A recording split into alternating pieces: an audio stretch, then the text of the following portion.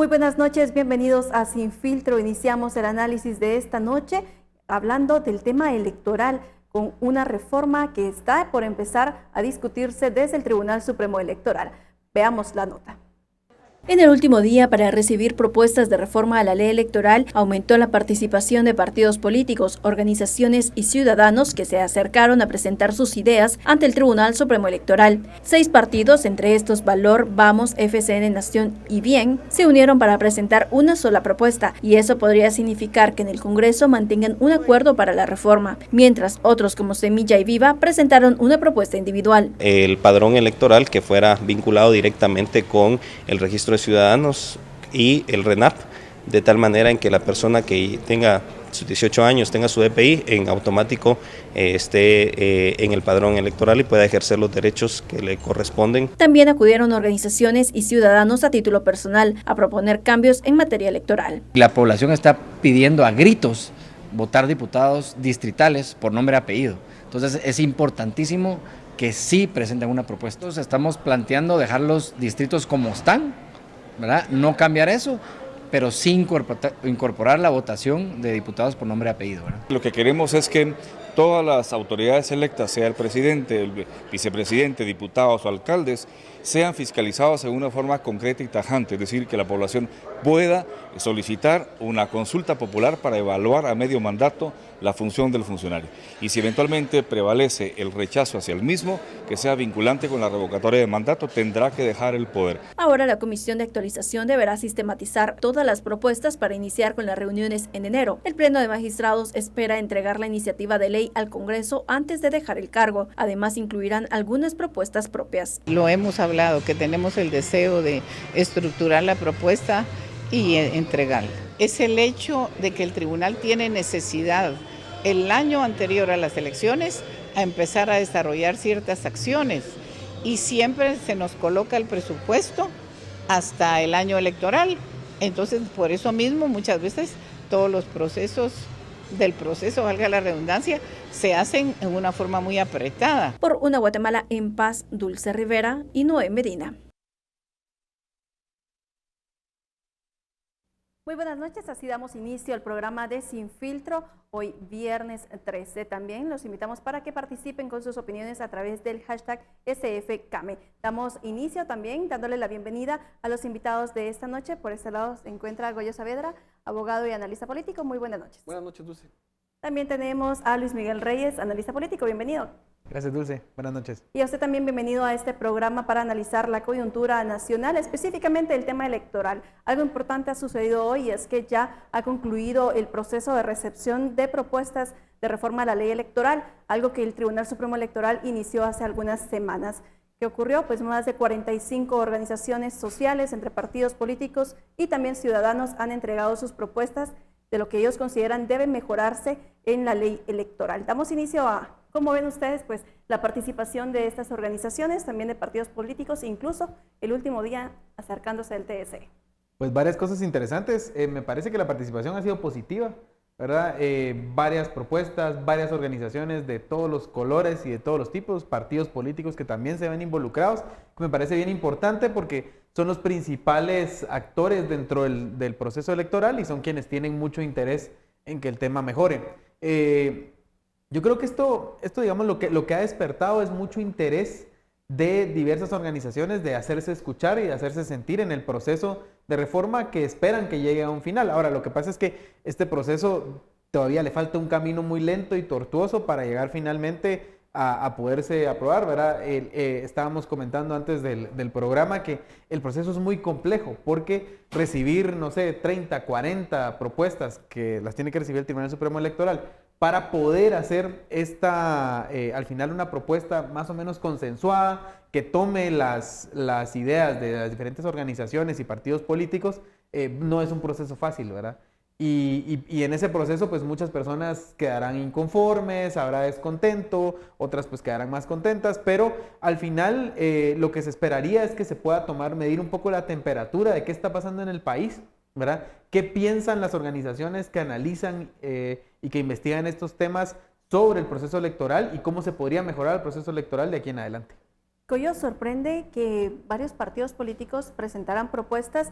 Esto porque al inicio solo un partido, el Partido Todos, había enviado la propuesta y hasta hoy pues ya se acercan, digamos, un grupo de 6 partidos que presentan una propuesta entre ellos mismos y otros que individualmente lo presentaron, pero sabiendo de que al final los partidos tienen la última palabra en el Congreso. Sí. Bueno, a mí no me sorprende, me parece valioso que ellos quieran, digamos, acompañar el proceso institucional que se creó con la CAME. Me parece positivo que esas propuestas se empiecen a discutir desde los espacios de las mesas técnicas y con sociedad civil, que es la parte que toca, ¿verdad? Después de esta sistematización por temas, se va a entrar en un proceso de discusión. Los partidos podrían no haber hecho nada y dentro de la Comisión de Asuntos Electorales hacer una discutir las propias iniciativas que ellos pudieran presentar por su facultad, digamos, de iniciativa de ley de los diputados. A mí lo que me sorprende es que haya 5 partidos, 6 partidos que se unan, digamos, y que presenten una sola propuesta, cuando no lo hemos visto en toda la legislatura, pues una propuesta sólida, digamos, que no sé qué tan sólida sea, no he tenido tiempo de verlo, pero que se articulen para hacer una propuesta frente a la CAME cuando no lo han podido hacer en la gestión del periodo electoral, del periodo del Congreso, eso me parece sorpresivo y habrá que ver con qué tintes y con qué ambiciones pues se dio esa vinculación. Algo es importante mencionar y es que de los 6 partidos que se unificaron, por lo menos 3, Vamos, Valor y Bien, llegan por primera vez al Congreso, o por lo menos ahorita no tienen una representación actual y en la próxima legislatura sí. ¿Podría ir ahí como un poco esa intención o ellos querer demostrar que hay buena intención? No, pues como yo lo digo, sumarse al debate y sumarse en los espacios en donde también está involucrada las organizaciones de sociedad civil, las organizaciones académicas, eso me parece positivo a todo nivel. La reforma electoral al final es un proceso de Estado, no es un proceso únicamente político, son las reglas que marcan el juego para los cambios del poder político y eso no es cualquier cosa, ¿verdad? Son las reglas que marcan el escenario, tanto del sistema de partidos políticos y más importante el sistema electoral que define las más altas magistraturas o los más altos cargos dentro del país. Yo veo que a grandes rasgos pues habrá que ir identificando por temáticas cuáles son aquellas que puedan generar un consenso mucho más grande y que al mismo tiempo no solo sea el consenso, sino que pueda ponerse en práctica para mejorar el sistema electoral. Lo que vivimos en 2019 fue un proceso electoral muy accidentado, donde la crisis política que ya veníamos arrastrando de años anteriores prácticamente subsumió o tomó por completo al sistema político electoral.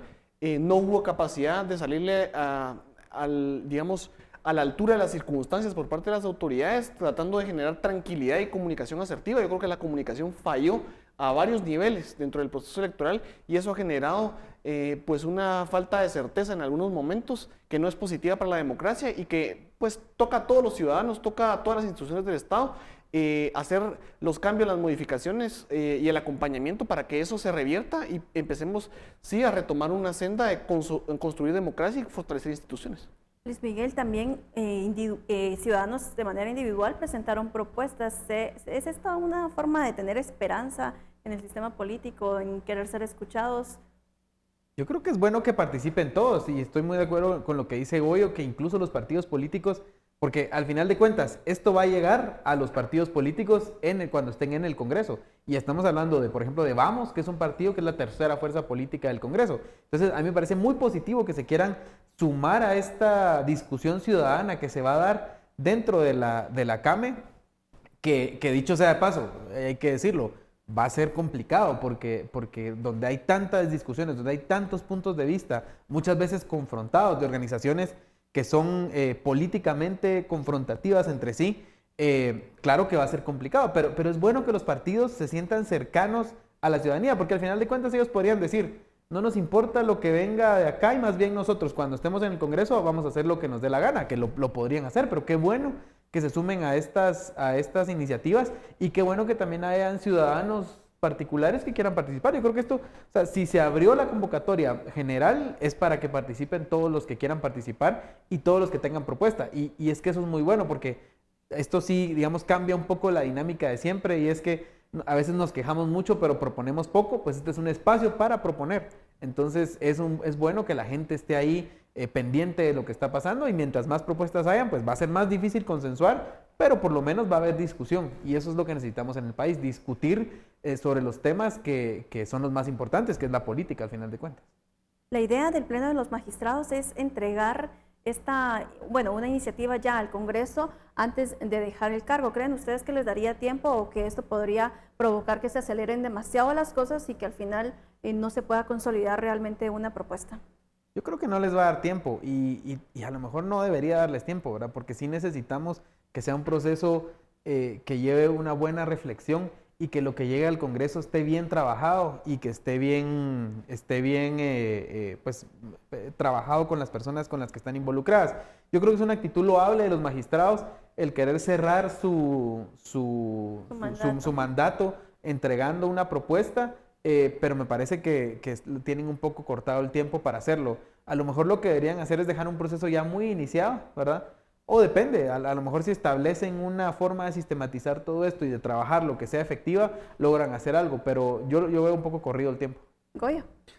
Yo veo muy loable, sí, comparto la visión de la actual magistratura del Tribunal Supremo Electoral en dejar instalada la CAME y dejar iniciado el proceso. Me parece que es una misión cumplida de su parte. En su posición y como ciudadano, yo no les pediría que corriéramos con adelantar o acelerar el proceso de la CAME. Creo que los procesos corridos y sobre todo la discusión, el debate, porque una cosa es lo que consideramos individualmente o por grupos que es lo mejor y otra cosa es poder tener una buena dinámica para tratar de generar, no sé, modelajes, modelos específicos que puedan poner a prueba estas propuestas ya redactadas en una forma jurídica o legal, ¿verdad? Porque una buena idea puede no convertirse en una buena reforma. Y por otro lado, hay temas de principio que muchas veces se defienden, pero que probablemente no vayan a ser compatibles con una integralidad de la ley electoral y de partidos políticos. A esa parte habría que ponerle atención. Se habla o se pide se ha manifestado por parte de los magistrados del Tribunal Supremo Electoral que es importante equilibrar la forma en que se generan los soportes presupuestarios para la preparación de las capacidades del TSE de cara a las elecciones. Esto porque las asambleas de los partidos se llevan a cabo 3-4 meses antes de que concluya el año anterior, ¿sí? Al año electoral. Y por el calendario electoral como está actualmente, eso complica al TSE. Pero lo que hay que preguntarse es si no deberíamos de revisar esa reforma de 2016 y los alcances del voto nulo. Si es necesario tener un espacio tan amplio de 6 meses, si es necesario tener, digamos, todos estos mecanismos en pasos para la repetición de la elección, si es necesario pensar que el voto nulo valga hasta un 50% por arriba, cuando en realidad, pues, eso, digamos, hace no sostenible la propuesta o el planteamiento, muy difícil que vaya a ganar el 50% de votos en una inclinación, ya ni siquiera los alcaldes, o sea, habrá 5 o 7 alcaldes que hayan ganado por un 50%, menos lo va a hacer el voto nulo. Entonces, solo esa disposición genera todo este entrampeamiento que también complica la institucionalidad, que también hace que se requiera más presupuesto, mayor capacitación de personal o mayor contratación de personal con mayor tiempo. Y es toda una serie de ideas que surgió por la presión de tener un voto nulo y por el bloqueo de parte del Congreso, hay que decirlo, de que el voto nulo solo funcionara de 50 votos para arriba, cuando la propuesta original era que ganara la elección el voto nulo, ¿verdad? Ojo, perdón, los voy a interrumpir porque vamos a ir a la primera pausa de la noche, pero volvemos para entrar en materia justo de estas propuestas de reformas a la ley electoral. Quédese con nosotros.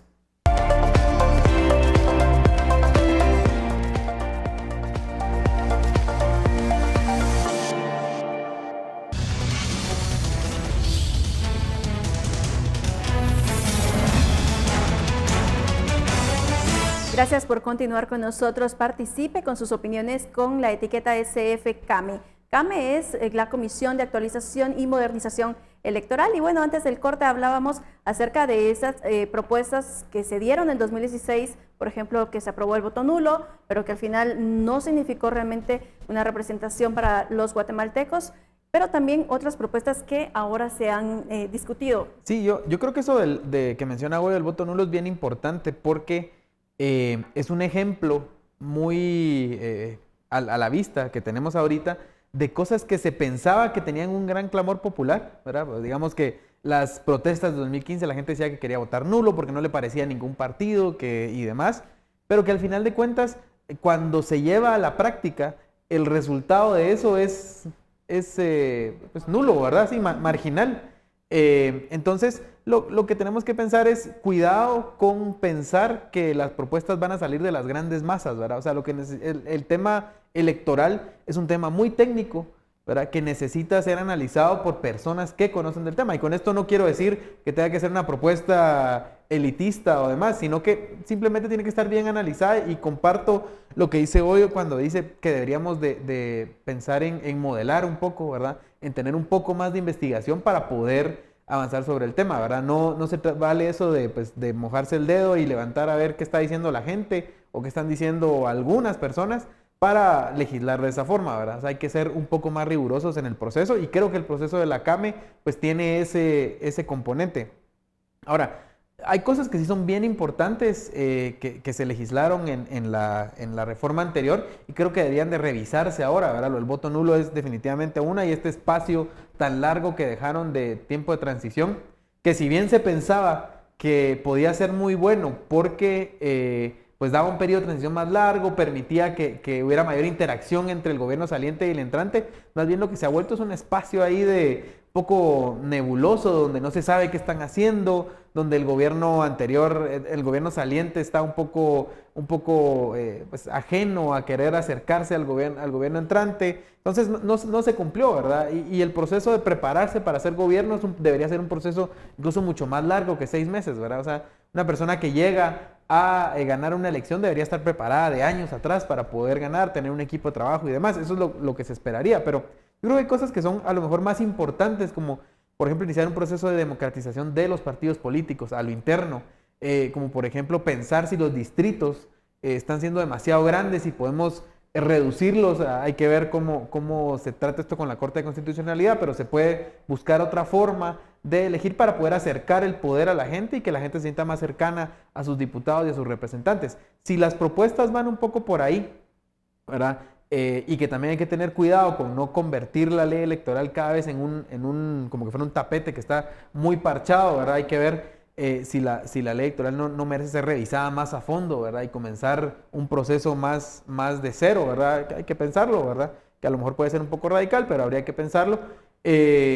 Pues habría que ver si de la CAME salen este tipo de propuestas, si se puede ser audaz y pensar en algo que funcione a futuro.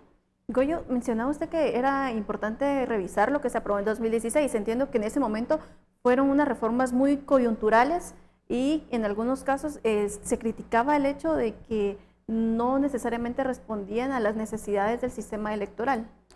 Sí, pues hay que tener ojo, ¿verdad? Hay cosas que por principio se aprobaron y hay una diferencia entre lo que se pide y técnicamente se está avalando. Hay otra diferencia entre lo que se diseña ya en una redacción jurídica o técnica jurídica legal, y hay otra en lo que se enmienda y se aprueba por parte de los diputados. Yo creo que ahí están las grandes diferencias.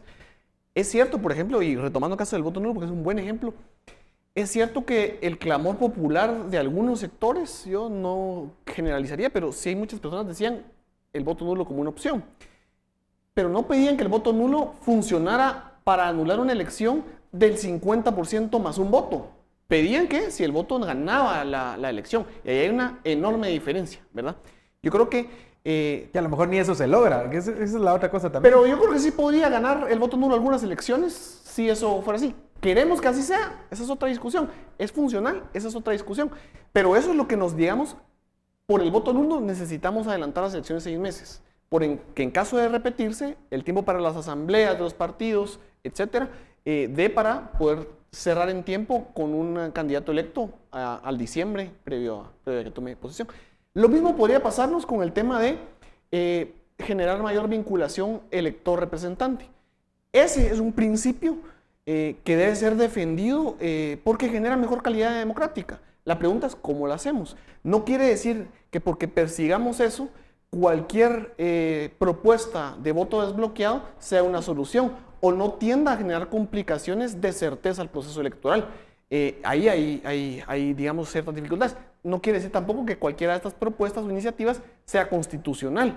Y hay que recordar cómo pueden vincularse. Y retomando este mismo tema, ¿verdad? La vinculación del representante y representado, eso se puede hacer de distintas formas. Puede hacerse mejorando la calidad democrática dentro de los partidos políticos, es decir, mejorar la democracia interna, vincula al elector y al representante. ¿Por qué? Porque permitir que haya mayor participación de la población, de los afiliados de los partidos, a elegir a un representante, a un posible candidato, genera mejor vinculación. Y eso es hacerlo dentro del sistema de partidos políticos. También se podría hacer con un voto directo, ¿verdad? Que es lo que es quienes abogan por un sistema de listas desbloqueadas. Lo que hay que preguntarse ahí es, ¿nos funciona con distritos que tienen 19 diputados? ¿Nos funciona de esa forma? ¿O nos funciona en un sistema que ya hoy es por mucho el sistema político con mayor fragmentación en toda Latinoamérica, el de Guatemala? Ya lo éramos, pero este año rebasamos el récord y hoy tenemos una ventaja enorme por encima de Brasil, por encima de muchos otros países que tienen un sistema parlamentario, digamos, distinto. Nosotros ya somos el país más fragmentado. ¿Esto qué significa? Significa que tenemos la mayor cantidad de división de partidos políticos en el Congreso. Y hay que decirlo, muchos con poca efectividad, bancadas muy pequeñas, ¿verdad? Bancadas que están muy por debajo de un porcentaje del 5% de preferencia en el global. Y con ese diseño, con esas características, es muy difícil implementar algunas de las formas o opciones de voto desbloqueado, porque tener una papeleta de 26 partidos políticos en donde voy a poder elegir de una lista de 19 de cada uno de esos partidos es legítimamente imposible, ¿verdad? Para algunos de los casos. Entonces hay que pensar muy bien si lo que estamos buscando es un principio de mejor representación, de qué formas abordarlo, y esa es una discusión que lleva tiempo, que necesita alguna comprobación, necesita muchas discusiones y que necesita ponerse en práctica con otro de los elementos que es el tamaño de los distritos. Sí, yo con el tema de la fragmentación, digamos, lo veo un problema en un país como Guatemala en el que los partidos políticos no son verdaderas representaciones de voces, distintas voces políticas que puedan haber en la sociedad civil, sino más bien son clubs de personas que no se diferencian mucho uno del otro, que no tienen valores políticos que sean conocidos y que además van a representar muchas veces intereses de pequeños grupos, ¿verdad? Más en lugar de representar, digamos, esas grandes corrientes políticas que debería tener un país y que de hecho las tiene, pero que en Guatemala no tienen acceso a el Congreso. Entonces, yo creo que sí debemos pensar, la fragmentación es un problema en la medida en lo que los partidos están lejanos de la población, están lejanos de las expresiones políticas que pueda tener un país. Pero un poco entrando en otros temas, yo creo que sí es importante comenzar a pensar en cómo fortalecer al Tribunal Supremo Electoral. Ya vimos que el Tribunal Supremo Electoral, como está actualmente, es altamente, digamos, contaminable de parte de las fuerzas políticas del país. Lo que necesitamos es un Tribunal Supremo Electoral que pueda ser independiente, que pueda ser realmente un tribunal que tenga la capacidad de tomar decisiones incluso impopulares. Y para esto pues creo que hay que hablar de temas de presupuesto, pero también hay que hablar de la forma como se elige a los magistrados del Tribunal Supremo Electoral, cuánto dura el periodo de los magistrados del Tribunal Supremo Electoral. Yo creo que el tiempo que tienen actualmente es muy poco. A lo mejor deberíamos pensar en alargarlo, ¿verdad? Que pudiera ser un periodo de 8 años o más tiempo, y que además se puedan elegir de forma escalonada, que no cambien todos los magistrados de un solo, para que podamos tener diferentes expresiones y diferentes momentos de cambio para los magistrados. A lo mejor esto nos podría llevar a un Tribunal Supremo un poco más independiente. Y luego el tema de presupuesto, que es básico, ¿verdad? Si el Tribunal Supremo Electoral no tiene el presupuesto para llevar a cabo su trabajo, pues vemos que no va a tener mucha efectividad. Y creo que un ejemplo de eso muy claro fue la reforma que se hizo para el tema del financiamiento de las campañas políticas actualmente. Digamos, hoy tenemos unas campañas políticas más reguladas, pero el Tribunal Supremo, y digamos eso, creo que habría que ver qué dicen los partidos de esto, ¿verdad? Pero digamos, fue un sistema que está diseñado de una forma que podría funcionar, pero lo que pasa es que el Tribunal Supremo Electoral puede manejar lo que está regulado, pero el problema es que no tiene la capacidad de fiscalizar todo lo que se pasa por otros espacios y que no está regulado. Entonces, si bien el tribunal puede enfocarse muy bien en esto, y digamos yo pude ver el sistema que utilizaron para dividir los fondos y todo para los partidos políticos, y creo que estaba muy bien diseñado, pero todo lo que venía, digamos, de fuentes ilegales, todo lo que venía de otros espacios que ingresó a los partidos y que efectivamente habían denuncias por todos lados, de vallas que estaban poniendo por tal lado ilegales, de eventos ilegales, de regalos y otras cosas, digamos, las prácticas clientelares de siempre, eso el Tribunal Supremo no tenía capacidad de fiscalizarlo. Y eso, a lo mejor, con más fondos o con fondos mejor manejados, el tribunal podría pues fiscalizarlo de una mejor forma o ver qué otras formas se pueden utilizar para que las sanciones a los partidos que caen en estas prácticas puedan ser más duras y que el tribunal tenga más dientes para hacer lo que tiene que hacer. De hecho, entre las propuestas que se presentan por parte de los partidos políticos, organizaciones y personas individuales, está justo mejorar ese sistema de distribución de pauta para medios de comunicación. Algunos partidos políticos aseguraban de que les costó más colocar una valla porque les daban el espacio físico, pero no así la impresión, y eso les costaba más dinero, y es parte de lo que ellos decían debe mejorarse y reformarse, y justo eso fue lo que incluyeron en sus propuestas. En el siguiente bloque vamos a estar hablando acerca de esas mismas propuestas, pero también qué tan viables son algunas propuestas polémicas. Quédese con nosotros.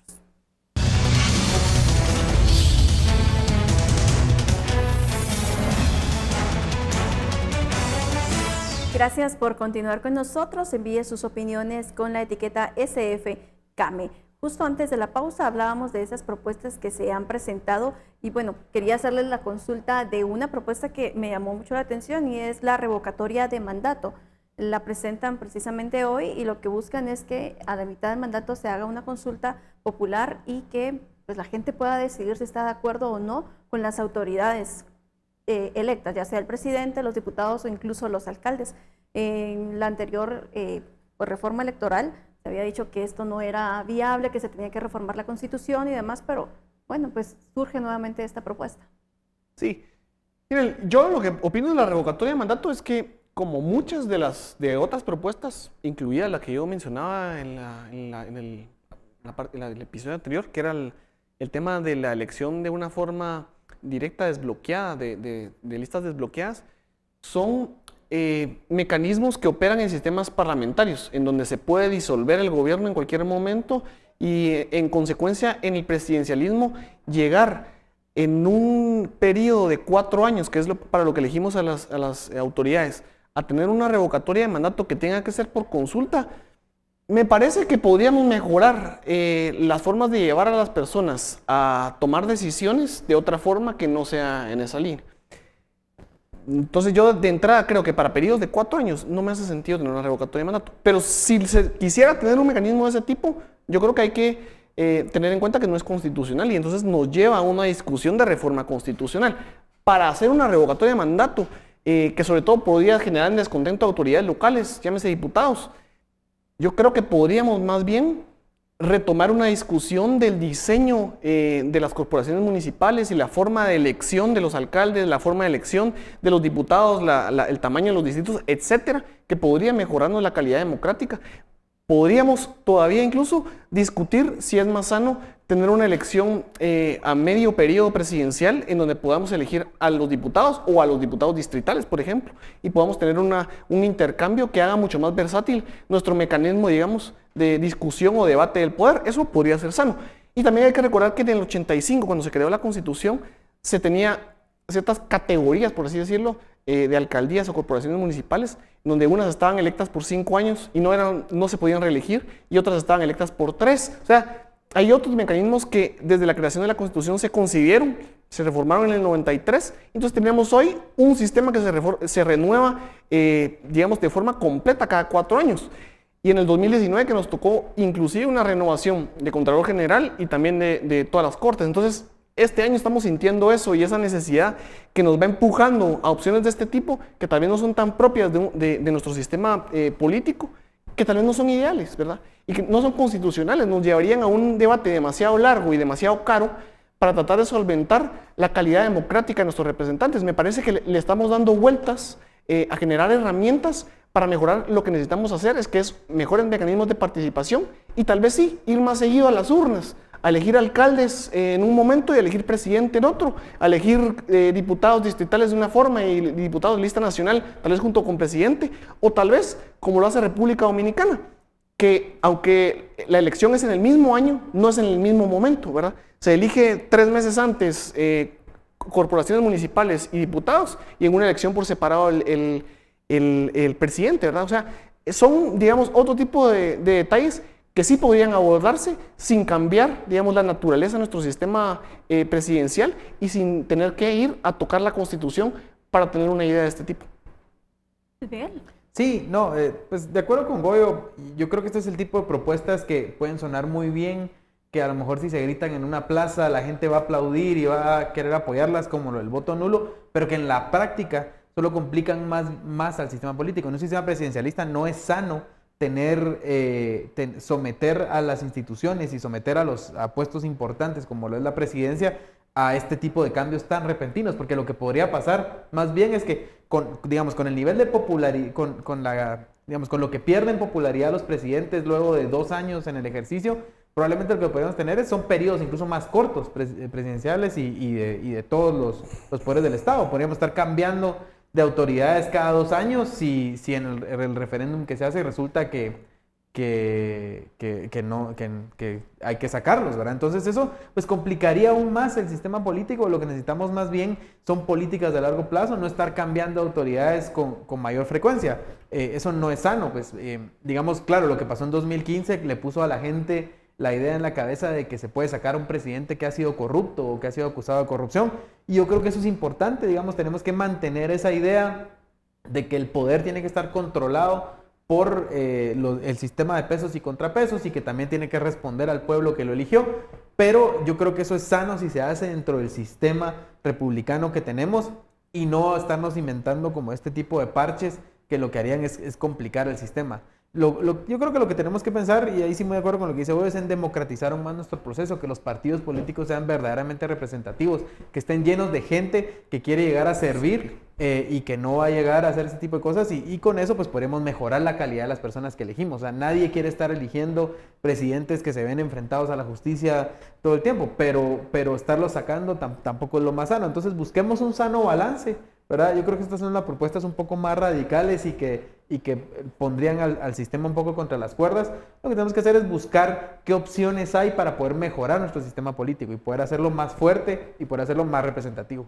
Otra de las propuestas que se presentan es relacionada al financiamiento de los partidos políticos. Pues la discusión siempre está en que si debería ser totalmente público, debería ser mixto como ahora, privado y público, o simplemente privado. ¿Qué opinan ustedes el financiamiento del partido si es que se llega a reformar también? Yo particularmente creo que es sano tener un sistema mixto, donde los partidos políticos pueden recibir fondos privados siempre y cuando sean de forma transparente y que esté a la vista de todos de dónde viene ese dinero y por qué lo está dando. Y a la vez, pues, aquellos partidos que no tienen financiamiento privado fuerte puedan tener algún tipo de financiamiento público que les ayude a llegar al poder y ocupar espacios para poder tener que esas voces, digamos, te puedan ser escuchadas también dentro de un sistema democrático. Me parece que es sano. Y también así los partidos pueden entrar en un sistema de sana competencia por esos fondos que puedan existir para obtenerlos. Ahora, lo que pasa es que, por supuesto, esto se ha dado a dinámicas muy complejas de fondos ilícitos y de otras formas de que los partidos obtienen los fondos que han complicado y más bien puesto en riesgo nuestro sistema democrático. Yo creo que más bien lo que deberíamos hacer es fortalecer las capacidades del tribunal para que pueda fiscalizar ese dinero, que pueda ser transparente la forma como los partidos políticos reciben ese dinero para que pues, se pueda tener una democracia más sana, ¿verdad? Y donde el dinero pues no sea el definitivo, pero sí sea muy transparente y podamos saber a quién responden los partidos y por qué. Oye. Sí, yo creo que es equilibrado tener en este contexto político y social un sistema mixto que permita pues ambas. Me parece que al condicionar y al generar un régimen de medios como el que actualmente se busca tener, que es perfectible, pero que por principio, digamos, ha abordado una línea, la necesidad de tener mayor fiscalización es sana. Hay que recordar que no estamos en cualquier contexto global, estamos en una región que es susceptible al dinero del crimen organizado, particularmente el narcotráfico. Al crimen organizado le interesa financiar la política, eso es digamos, es un principio de lo que vemos en la realidad, ¿verdad? Y entonces la forma es cómo protegemos a la política de la influencia el intento de influencia de ese crimen organizado, y me parece que la transparencia de los fondos es una de ellas. Me parece que es sano tener financistas privados, es sano que el ciudadano pueda aportar a una campaña política, a una opción, a una idea política con sus medios y con sus recursos, y es igualmente sano que eso sea transparente.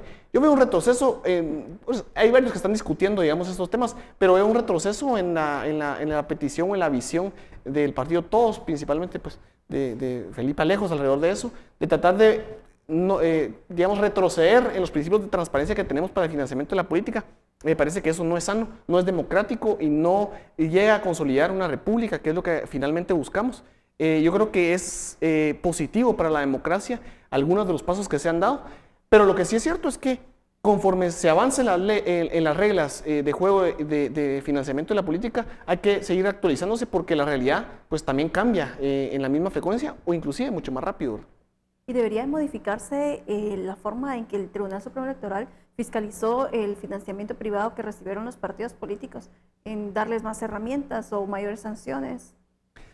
Sí, yo creo que lo que todavía tenemos que mejorar son las capacidades administrativas del tribunal, y probablemente eso no es un tema de reforma de ley, aunque sea algunas adaptaciones que hay que hacer ahí, sino mucho más de puesta en práctica, de reglamentación y de diseño institucional al interno. Porque fue un salto de 2016 para la fecha poder tener la capacidad para fiscalizar de la forma en que hoy la ley electoral lo permite a las instituciones políticas, a las organizaciones, pero también hay que decirlo, eran 26. Y en un sistema, o en un momento en donde la misma crisis política hacía que algunos de los financistas tradicionales se retuvieran de hacer esas donaciones, yo creo que vamos a tener para la próxima elección un esquema completamente distinto, de mayor participación, probablemente de más recursos fluyendo hacia las campañas electorales, y ahí hay mucho todavía por qué trabajar. Por otro lado, lo que estamos fiscalizando son los recursos centrales del partido. Es muy difícil, y creo que el tribunal todavía no está listo ni lo está haciendo, fiscalizar las campañas de tierra de algunas de las campañas municipales o por alcaldía o por corporaciones municipales, por decir un lugar, de San Marcos, de Huehuetenango, de El Quiché. Entonces, con las reglas actuales, si todavía es muy difícil fiscalizar, pensar todavía en ampliar la gama de eso, pues habría que verlo con medir capacidades también de implementación. Vamos a ir al corte, pero cuando regresemos, la respuesta de Luis Miguel Reyes en cuanto a esto de la fiscalización de los partidos políticos.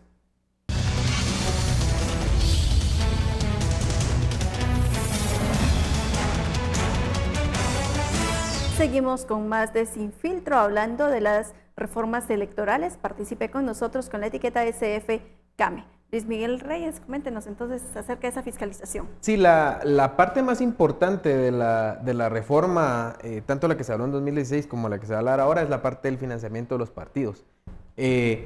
Un cambio muy importante ahora, digamos que los partidos no pueden gastar directamente en publicidad, sino que tienen que hacerlo a través del Tribunal Supremo Electoral, quien contrata los espacios y los da a los partidos, pero aún así lo que no se logró, lo decía Goyo, es digamos controlar todos esos recursos periféricos que entran a los partidos, que muchos o la mayoría son de origen ilícito y que sirven para pagar más bien otro tipo de cosas que no necesariamente son spots en televisión como se hacía antes, sino que ahora pues se pagan todas las cosas que se hacen más en tierra, ¿verdad? Los eventos, los regalos, incluso el dinero que se da a cambio del voto, que eso se vio en esta elección y se tuvo algunas denuncias al respecto. Entonces, aquí yo creo que la clave va a seguir siendo fortalecer al Tribunal Supremo Electoral. Aquí no podemos engañarnos, el Tribunal Supremo Electoral tiene que tener la capacidad de fiscalizar a los partidos políticos. Va a ser difícil a lo mejor que el tribunal tenga delegados por todo el país y que pueda realmente llegar hasta lo más pequeño, pero que pueda efectivamente actuar cuando hay denuncias. Y hoy día, gracias a la tecnología, gracias a las redes sociales, gracias a los teléfonos inteligentes, pues podemos tener mayor capacidad de denuncia porque el ciudadano se convierte en un fiscalizador también. Entonces, en la medida en la que el ciudadano se sienta más comprometido con sus partidos, que haya mayor acceso a educación, que haya mayor acceso a tecnología, pues la gente podrá hacer más obvios este tipo de abusos que cometen muchos partidos políticos. Y es que, digamos, el gran peligro es al final de cuentas que los partidos estén tomados por el crimen organizado. Ya vemos que la segunda fuerza política que va a entrar en el Congreso 2020 es un partido cuyo candidato presidencial fue acusado y de hecho ya confesó en Estados Unidos por temas de narcotráfico, que es Mario Estrada y la UCN. Entonces, aquí lo que tenemos que estar muy claros es que ya el dinero del narcotráfico está metido en los partidos y lo que necesitamos son partidos que el Tribunal Supremo pueda ayudar a blindar a los partidos con la ayuda de los ciudadanos y la fiscalización. Es probable que cuando ya llegue la discusión al Congreso, muchos de los partidos que actualmente existen ya no existan por los procesos de cancelación. Y también esa es otra discusión que se tiene a lo interno de los partidos políticos de las sanciones que reciben las organizaciones políticas. ¿Debería tocarse también este tema en la reforma electoral? No, yo definitivamente creo que las reformas que fortalecieron la capacidad de sanción del TSE es algo que se pedía probablemente desde la reforma anterior que fue 2004-2006, ¿verdad? En dos partes fue esa reforma. Se buscaba mayor contundencia, hoy se tiene.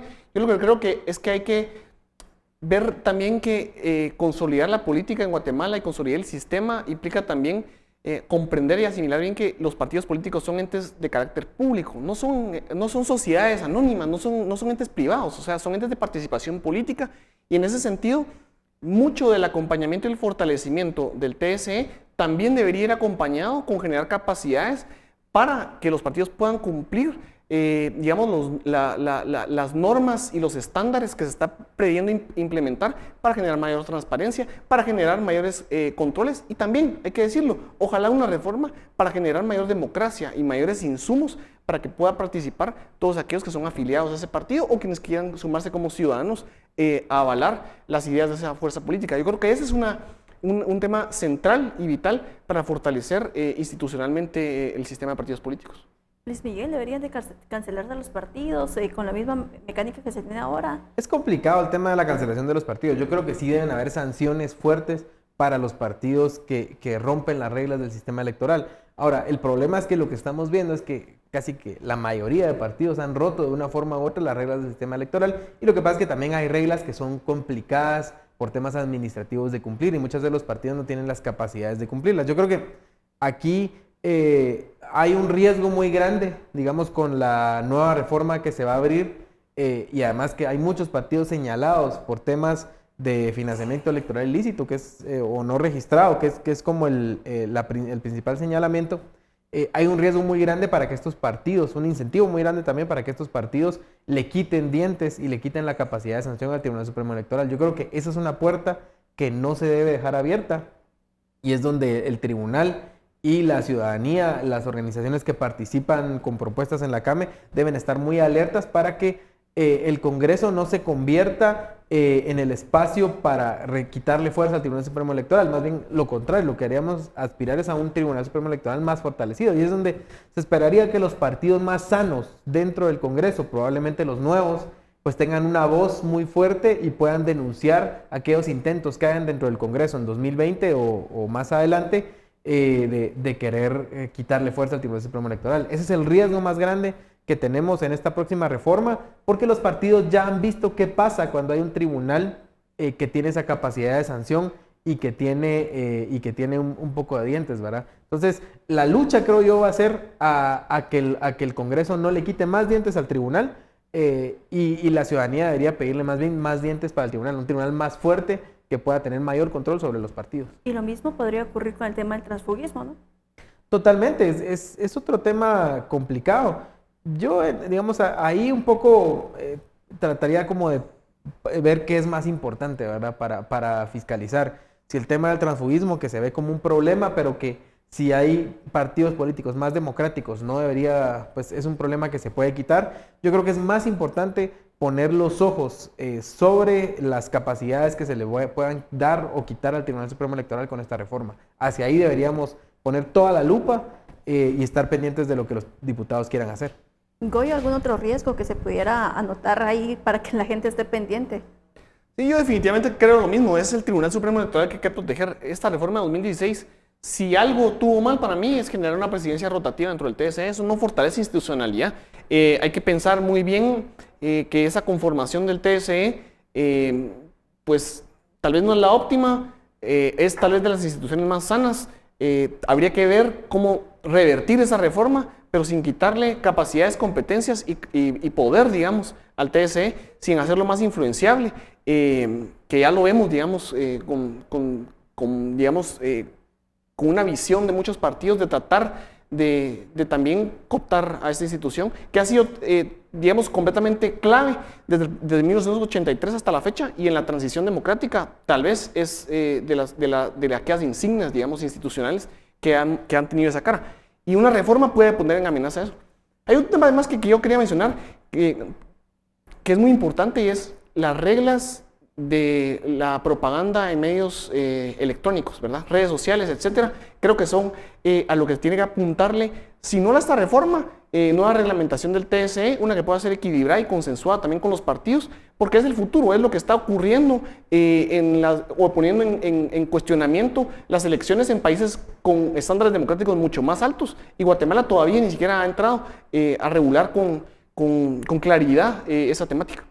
También, Sí, y ese tema es bien importante porque, digamos, por un lado, no me parece tampoco sano que se prohíba del todo, ¿verdad? Porque lo que se hizo al final de cuentas con esto de esperar que las empresas digamos que Facebook, que Twitter y otras empresas se vengan a inscribir, sí, digamos, es ridículo, no va a pasar, ¿verdad? Y eso se sabía desde un inicio, sin embargo se dejó así. Pero lo que hay que hacer es regular, ¿verdad? O sea, lo que hay que hacer es que permitirles a los partidos usar estos espacios que son importantes, espacios de comunicación con la ciudadanía, pero de una forma que sea prudente, que no se preste al abuso, ¿verdad? Porque de todas formas lo que estábamos viendo en este tiempo electoral fue que de todas formas ese espacio se prestó para campañas negras, de mensajes anónimos y esto. Entonces, digamos, si no se logró evitar lo que se quería evitar, digamos, solo se logró evitar el gasto excesivo. Pero aún así algunos partidos lo hicieron y luego se les sancionó, ¿verdad? con páginas Sí, anónimas. páginas apócrifas, ¿verdad? Que tenían por ahí, bueno, y de todas formas creo que hubo sanciones a algunos partidos por eso que hoy están impugnando, ¿verdad? Entonces, yo creo que aquí la clave es adaptarse a los tiempos. O sea, el Tribunal Supremo Electoral tiene que actualizarse, tiene que conocer las nuevas tecnologías, ver qué regulaciones hay en otros países para que los partidos puedan usar de estas herramientas de una forma sana, y medida, ¿verdad? Regulada. ¿Se podría también modificar algo relacionado con cuáles son las instancias para apelar? Porque ahora sucede que el Registro de Ciudadanos emite alguna sanción, se eleva al Pleno cuando se da la apelación, pero todavía los partidos tienen otras instancias y hay muchos que dicen que eso le quita lo supremo al tribunal. Sí, ahí hay un debate, digamos, de índole jurídica, y es que la ley de amparo, exhibición personal, lo que contempla es que todas aquellas competencias que son de la Corte de Constitucionalidad para el conocimiento de amparos no pueden ser modificadas, ¿sí? Y las demás sí podrían ser fragmentadas, y por eso es que hay cierta competencia de lo que conoce la Corte Suprema, otra lo conoce únicamente la Cámara de Amparo de la Corte Suprema, y otras las salas de apelación y otros juzgados de primera instancia. En mi opinión, con una decisión consensuada de la Corte de Constitucionalidad, ellos sí podrían asumir la competencia de forma directa de conocer la materia de amparo contra el TSE en materia electoral. Porque hay un principio jurídico que dice quien puede lo más puede lo menos, ¿verdad? Entonces, si es competente para conocer en apelación de aquellas resoluciones de amparo del TSE, debería de poder esa competencia conocerlas en primera instancia, y eso pues, sería suficiente.